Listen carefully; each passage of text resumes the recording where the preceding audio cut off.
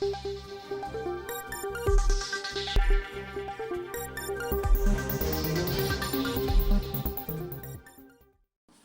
أخواتي متتبعي قناة العين تي في، أهلا وسهلا بكم. نجم المنتخب المغربي يرفض عرضا مغريا من ريال مدريد. رفض نجم المنتخب المغربي أشرف حكيمي العودة إلى ريال مدريد رغم العرض الرسمي الذي قدمه النادي الملكي لتعويض غياب داني كارفاخال المصاب بتمزق في الرباط الصليبي. ووفقا لموقع وان فوتبول، فقد عرض ريال مدريد على حكيمي دورا أساسيا في الفريق، لكن اللاعب المغربي لم يتردد في رفض هذا العرض المغري، مؤكدا التزامه بمشروع باريس سان جيرمان الفرنسي. وكان النادي الباريسي قد مدد عقد حكيمي حتى عام 2029، مانحا إياه امتيازات جديدة، ما جعله يغلق الباب أمام أي احتمال للعودة إلى ريال مدريد.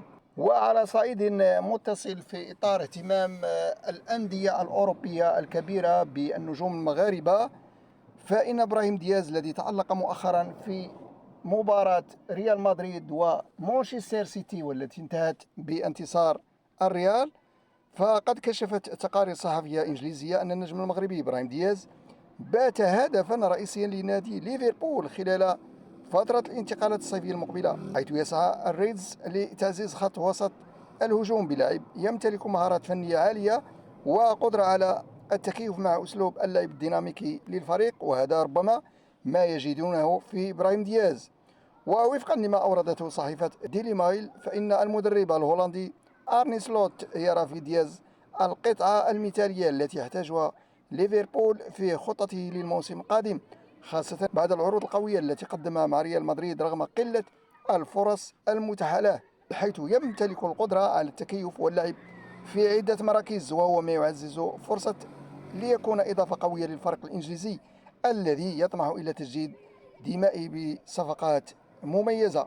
ودائما في إطار أخبار النجوم المغاربة، فإن باريس سان جيرمان الفرنسي الذي يلعب له أشرف حكيمي وقع أول عقد احترافي مع موهبة مغربية، ويتعلق الأمر باللاعب المغربي الشاب نوفل الحناش. في هذا السياق أعلن نادي باريس سان جيرمان الفرنسي عن توقيع أول عقد احترافي مع اللاعب المغربي الشاب نوفل الحناش 18 عاما، ويمتد هذا العقد حتى سنة 2027، وهي خطوة من النادي لتحصين اللاعب من أطباع الأندية الأخرى. وقد لعب الحناش للمنتخبات المغربية تحت 17 سنة و18 سنة و20 سنة، ولا يزال ينتظر فرصته لتمثيل الفريق الأول لباريس سان جيرمان. شكرا لكم وإلى فرصة قادمة بحول الله.